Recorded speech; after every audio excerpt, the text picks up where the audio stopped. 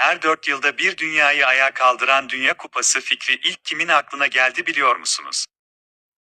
Hikaye, 1920'li yıllarda Fransız bir futbol adamı olan Jules Rimet ile başlıyor. O dönem FIFA başkanı olan Rimet, olimpiyatlardan bağımsız, tüm dünyanın kapışacağı devasa bir futbol turnuvası hayal etti. Arkadaşı Henri Delaunay ile birlikte yıllarca uğraştılar ve sonunda 1928 yılında FIFA'yı ikna ettiler. İlk turnuva ise 1930 yılında Uruguay'da düzenlendi. Ev sahibi olan Uruguay, finalde Arjantin'i 4-2 yenerek tarihin ilk Dünya Kupası şampiyonu olmuştur. Jules Rimet'e o kadar saygı duyuldu ki, 1970 yılına kadar şampiyonlara verilen kupanın adı Jules Rimet Kupası'ydı. A milli futbol takımımıza 2026 Dünya Kupası'nda başarılar.